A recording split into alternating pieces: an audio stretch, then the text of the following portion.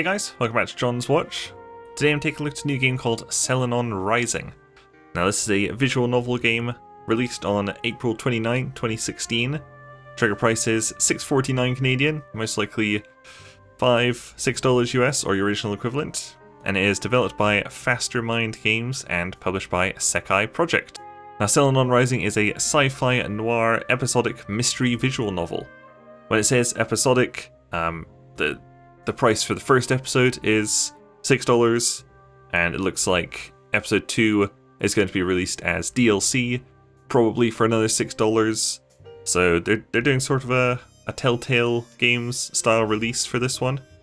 Anyway, it sounds very interesting. It's got psychic powers, it's got detectives, it's got aliens. It looks like it's got sort of like a Phoenix Wright, Danganronpa style investigation system. It sounds really interesting. So I thought I'd just show off the first 20-ish minutes of gameplay. Let's have a look. Here we go. Episode 1, Darkness Falls. Oh, we can actually see how many episodes there are. We've got 4. Oh, look at that, starting alignment. That's cool. The episode 2 is up on the store page. It's not released yet, but I think episode 2 is coming out fairly soon. So let's take a look at the beginning. 2 possibilities exist. Either we are alone in the universe, or we are not. Both are equally terrifying. Arthur C. Clarke. Actually, I think being alone in the universe would be a lot more scary. I think it'd be comforting to have people out there. I'm going to move that cursor off.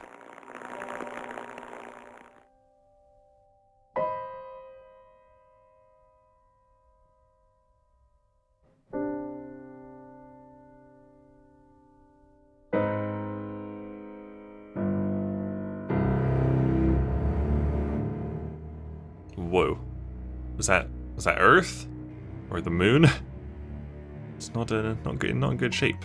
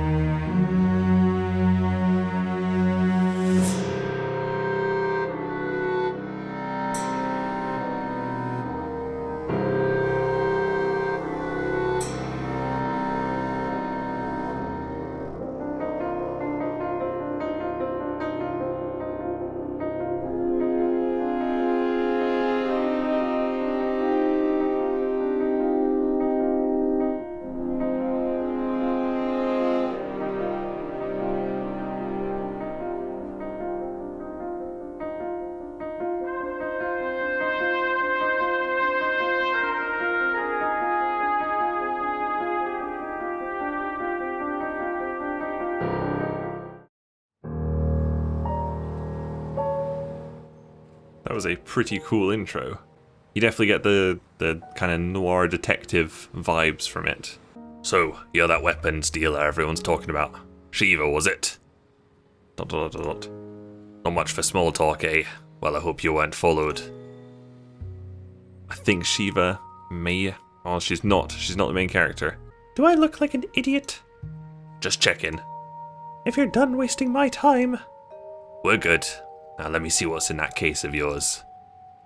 Sometimes you'll be presented with a choice of responses. Thank God. And that'll give you your alignment, I think. This is our alignment right now. Our choices will shift your alignment towards law. Lower choices will shift it towards chaos. Middle choices will keep it neutral. Check your alignment. That's cool. That's very cool. Like pretty much all of it, like, not very many visual novels show you your alignment. Oh. So it said like higher choices. So I guess this is like law and this is chaos. I don't know. Let's have a look at this one. Not until I see the money. Demanding, aren't you? Listen here, Palooka. I have plenty of people interested in this tech. I don't need your business. Alright, alright. And don't try anything funny. I'm wearing iron. Okay, take it easy. Here's the money. Now where's that tech? Here. Crouches down, looks in briefcase. This stuff is exactly what we've been looking for. Something wrong? Awfully convenient how you got this Lux caster on short notice. I have my sources, does it matter? Yeah, it does. I'm not taking any chances. Could be bugged, couldn't it? Bugged? What do you think I am, an amateur? These were taken straight from the scouting crews outside the city. You intercepted a supply shipment. You've got some pretty good connections. I'm the best there is. Either that, or a good liar. What are you waiting for? I already hate her voice, sorry about that. I don't think she's the main character though, so she should kind of disappear after this scene. Not bad, good condition. Firing mechanisms in one piece. Wait a minute. This marking. This was owned by the Resistance. Supply shipment my ass. I always knew you were a cop. I'm gonna... Wump. Wait, you're not an enforcer. Oh shit. Freeze! Human Protection Bureau! No move muscle or I will fill you with daylight! Alright, fine, I surrender. Here's my gun. But you might want to look behind you first. Oof! Heh. Oldest trick in the book. I've got another woman. Jesus. I don't want to waste all my good, in quotations, voices on just minor characters, so I'm just gonna just read her normally. You thought you had the jump on us, huh? Get off me! Oh no you don't. You're coming with me. If you think I'm just a pretty face, you're about to have a rude awakening. What are you gonna do with a knife at your throat? Take you down! Don't even think about it, Zala. We've got the place surrounded. I doubt it. Move a muscle and I'll slit her. Violet, move! Wait, which one's Violet? Oh fuck, she's the main character. Oh, damn it! And I'm very confused about who's who now. Is she Violet? She might be Violet. Vroop. Oh, it's like comic book style, it's cool. The Boulevard. I think we do play as Violet. Damn it! How'd you lose her? I wasn't expecting her to have a grappling hook. Leave it to Zala to find a way out of anything. Whoa. Very Danganronpa-ish. Pulling here for a Pebsy, I think Kua, it says. Nice. Standing before me is Agent Blue. Like me, he's an agent of the group known as SPECTRA. It stands for Special Counter-Technology Reconnaissance and Assault. In other words, it's our job to hunt down dangerous technology and destroy it. Both of us are psychics. But unlike me, Blue's a clairvoyant. He can see a short distance into the future. We've been partners for 2 months so far. While initially, I didn't like the idea, I admit that it's helpful having someone with the skills to back me up. But sometimes, he can be a little too trigger-happy, and this is one of those times. What are you even doing here, Blue? Saving your skin, apparently. I had things under control. I'm sure, let me guess, lulling her into a false sense of security. I didn't ask for your help. We're partners. That means it's my job to make sure you don't die, no matter how close you think you were. She's not a greenhorn, I'm sure. If you think I'm green, maybe I should remind you of my CQC score in Bureau training. I was more than ready to take her down and capture her alive. But it's not about your ability, it's... Oh no, you saw something, didn't you? That could be the case. Pepsi Kova? Maybe it's Kova. I'm gonna guess it involves me, Zarla, and a lot of blood. It doesn't matter now. You're alive, right? And so is Zarla. That could cost us. Big time. Now I'm leaving. Hey, wait. Could I at least get a lift back? I ignore him and keep walking. Whoa, harsh. Don't suppose you guys have room for one more? Yes, sir. Right this way, sir. Wow. She's cold. Rog. Stupid, useless. I slam the door of my car, putting all my pent-up aggression into the movement, making the glass rattle and the car shiver, and quickly pull away. Unable to stifle them any longer, my emotions come in a flood all at once. My head spins, I breathe quickly, my hands are sweating, and my cheeks are burning. I pull into an alley and stop, resting my head against the steering wheel. How could I let Zarla get away? One of the most wanted rebel cell leaders, right there in front of me, and I lost her. No, I have to calm down. I breathe in and out, trying trying to regulate my breaths. The situation has made me unstable. When I become too emotional, things get out of hand. As an Esper, I can tap into other people's emotions, and that's enough for me. I don't want to deal with my own, when theirs are already so unpredictable. Getting kind of a Psycho-Pass vibe from this. I only watched the first season of Psycho-Pass. And I think I'm just getting that vibe, because, well, I think that was like detectives or cops who could like read minds, I think. It's been a while since I've seen it. I lift my head from the steering wheel and start driving again, as my thoughts finally regain some semblance of order. Those idiots. Doesn't Zarla realize why the Bureau was created? How could they endanger the entire human race with their selfishness? When the Bureau was established at the end of the Selenon's judgment, all we had to do was forget our technology and everything we did wrong. But after all these years, those fools are still willing to risk everything for fragments of the past. Apparently they rule over humanity from the dark side of the moon. Holy crap. They simply don't understand. There's no way the Selenon could ever be defeated. Humanity is lost. We're nothing more than prisoners. But even that's preferable to death. I don't actually know how long each episode of this game is going to be. I would assume, 2 or 3 hours per episode. For $6, that seems pretty reasonable. What have you done? We're doomed.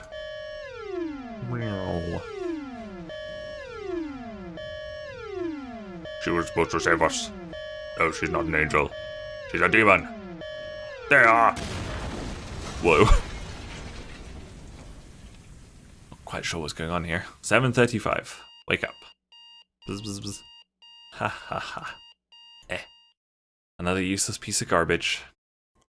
The Bureau gives agents access to ancient technology as a reward for exemplary service in order to improve their performance. Wonder what year this is set in. I could have asked for a new weapon, but I decided to get an alarm clock instead. I thought it would be harmless, but now even looking at it makes me anxious. I should smash it. I don't need such accursed devices keeping watch over me. Then again, it's just about the only thing that can wake me up. Once it's gone, there's no replacing it. I decide to stay in my hand for now. If I need to, I can deal with it later. Oh, look, we got some things in the dossier. Might be like a glossary kind of thing. Here we go. Cool. It's early the next morning when I make my way out of my small apartment and down the stairs to the street after a Spartan breakfast of cereal and milk. Saying I didn't sleep well would be an understatement. As if dealing with Zarla wasn't bad enough. Now I'm having nightmares about God knows what. When I get to the street, I find Blue sitting in the car with the window rolled down, an elbow propped casually on the frame such that his hand grips the side of his car. I've never met an agent as laid back as he is. In fact, I've never met anyone who's Blue's level of laid back. At least not that I can remember. That's one thing about becoming an agent. The Selenon wipe away any memories of your past life, which can cause some moments of confusion. Wow. It's not just me. They say no one remembers you. Your friends, your family, everyone forgets you ever existed. You become something divorced from this world. Hey there, Vi. Fuck, it's Vi. It's Violet. Excuse me, Agent Violet. Ready to go? I can feel the hint of mocking in his voice, and sense a tinge of amusement coursing through his mind. I choose to ignore it. Ready as I'll ever be. Where are we going?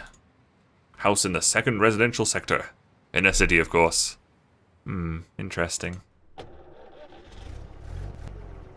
That's a weird place to stand in a car. Buckle up, Ace. An investigation in the suburbs raises my eyebrow. After all, the area is known for its low crime rate.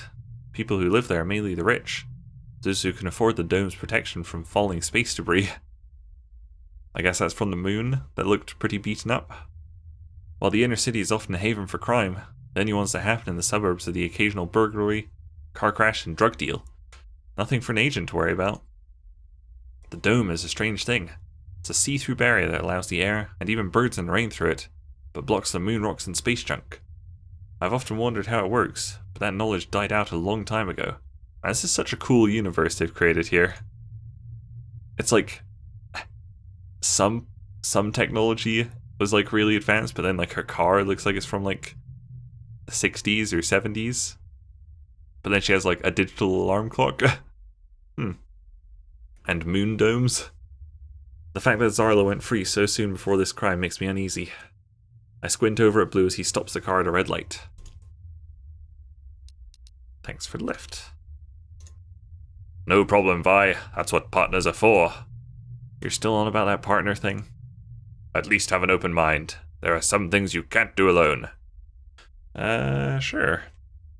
So can you tell me why exactly we're going to the inner city? I thought you'd never ask. Looks like there was a murder. A retired professor by the name of Al Grange. A murder? I didn't expect something so drastic. Hey, if you didn't want excitement, you shouldn't have signed up for the psychic department. Oh, can it? If I could track down my past self, I'd give her a piece of my mind. As we fly down the expressway, we hear an explosion far above our heads. We both jump and look up. A large meteor has just crashed, full speed, into the force field, and has been destroyed by the field's energy. It was large enough that a few pebble-sized bits survived the dome's power.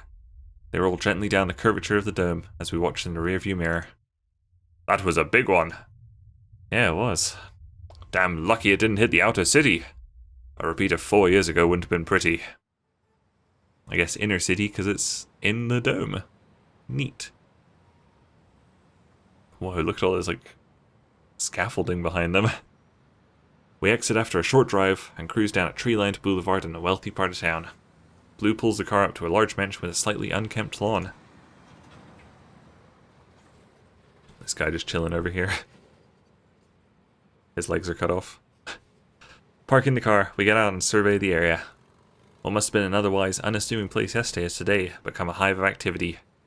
It's surrounded by blockades manned by enforcers and cars with flashing lights. Come on, let's check it out. Right behind you. We step out of the car and walk towards the blockades. As we get closer to the building, I notice there's paint peeling off the shutters. Seems strange to me that such a fancy house would have peeling paint. Did Mr. Grange just not care that much about its appearance? Or is there something else going on? Blue stops by the blockade, and an enforcer walks over to us. Alright, move along, nothing to see here. Ahem. Wait, they sent people from SPECTRA? Yep, that's us. You can call me Blue. My humblest apologies, Mr. Blue, Miss Purple. Excuse me? What did you say? I said Miss My name is Violet! That's exactly what I meant. Violet. As you were. We're less threatening than our reputation would have you believe. Let's see how our alignment's changed. It's like drifted very slightly toward lawful. Yes, ma'am. Alright then.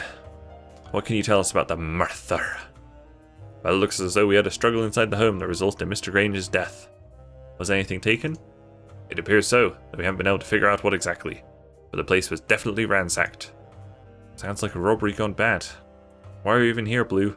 Seems like a cut-and-dry case for the enforcers. It would be, except for the fact that this guy's been popping up on our radar quite a bit recently. So the Bureau thinks he's connected to someone? Organized crime? Close. But actually they think he had dealings with the Resistance. The Resistance? The New Moon Resistance? This just gets stranger by the minute. Is there Resistance in our dossier? Organizations. Nope. In any case, the chief wants us to see what we can dig up here. Sounds like we have our work cut out for us. Ugh, you know how I feel about work. Blue says this so dryly, with such a melodramatic look on his face. The sudden burst of amusement hits me, and I strangle a small laugh so it sounds like a half hiccup. Blue looks at me oddly, but I can tell he's pleased with himself. I hear the enforcer shifting his feet, and I work to make my face as neutral as possible. Well, the sooner we figure this out, the sooner we can get back to searching for Zarla. You never know. Sometimes things that have no apparent connection at first turn out to fit together perfectly. I can feel Blue's eyes roving over my face. I look past him, so I'm looking at a spot directly over his shoulder. For some reason, his eyes bring slight warmth to my face. I need to regain control of the situation. You are better at your job than you let on, aren't you? Blue's surprised by the comment. I can feel it rippling through him. Exactly what I wanted. To throw him off with a taste of his own medicine. We'll see. If you two are done. Yeah, show us what you got. What else do we know about Mr. Grange? Not much. Late 50s, former mathematician and professor. He has one daughter. Have you located the daughter? Yes, her name's Lynn Grange. She's the one who found the body and called it in. We're holding her in another part of the house. She was near hysterical when the first units got here. Can't blame her, can you? We'll talk to her after we take a look at the scene. Okay, sorry, I am going to have to leave the video there for now. Just try and do about 20 minutes for visual novels. Hopefully you get kind of a feel for the game. Apparently the Selenon have forced humankind to obey a single law: halt all technological progress or be annihilated. So I guess maybe they allowed humanity to have some advanced technology like the alarm clock, but like cars and stuff, they're like, nah, keep it in the 60s. It is very, very interesting world that they've created in this game. Anyway, that was a quick look at Selenon Rising. Thank you guys very much for watching. Make sure you leave a like and subscribe if you enjoyed the video, and I'll see you guys later. Bye! Holy shit. What? Are we gonna do it? Oh my god! Yes!